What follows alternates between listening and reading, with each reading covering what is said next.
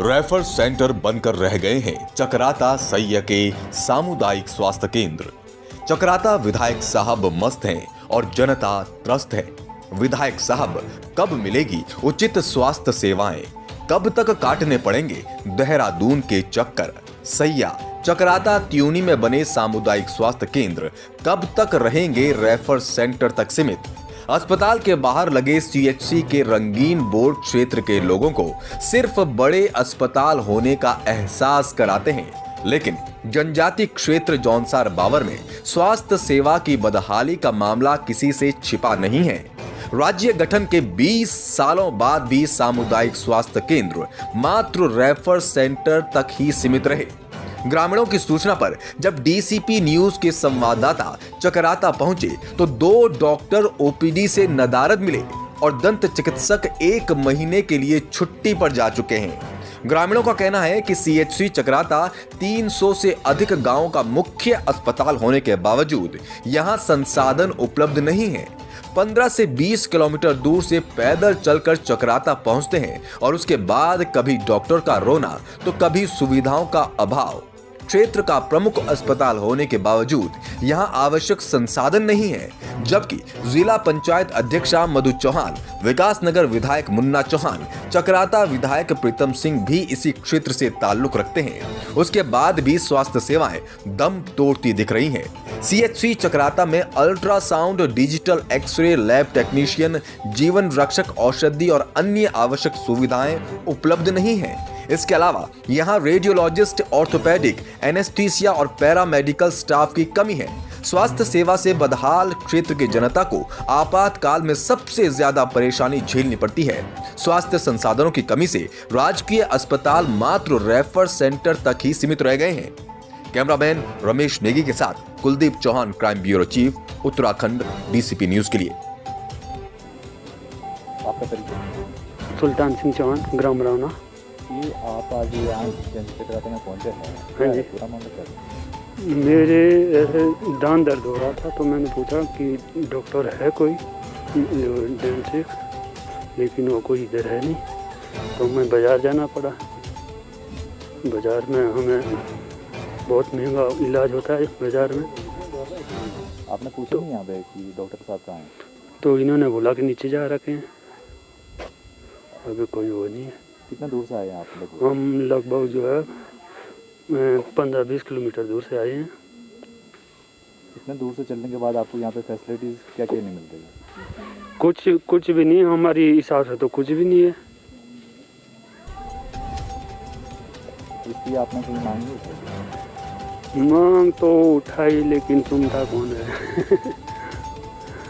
Bin Tomar, presently MO at CHC Chakrata. Sir, आपके यहाँ पर ये कुछ ग्रामीण आए हैं, पूरा मामला क्या है? पूरा मामला ये है कि ये लोग आए थे कि डेंटल सर्जन के पास, पर वो अभी फ़िलहाल छुट्टी में है, ठीक। तो लेकिन उनकी जो डेंटल हाइजीनिस्ट है वो आते हैं, पर वो कोई ऐसे दांत वगैरह तो निकाल नहीं सकते हैं वो। तो जब तक सर छुट्टी में है उसके बाद ही ये फिर चीज़ हो पाएगी। लेकिन है अभी वो इधर ही, पर छुट्टी में है क्योंकि उनका मैटरनिटी की लीव पे है, वो वाइफ की डिलीवरी होनी है अभी। टोटल स्टाफ कितना है? टोटल स्टाफ तो डॉक्टर्स हो गया 10 के आसपास। 5 तो एमओ मिला के वो वाले ना जो अटैच हो गया, वो सब मिला के अभी 5 हैं इधर। और आज प्रेजेंट कितने?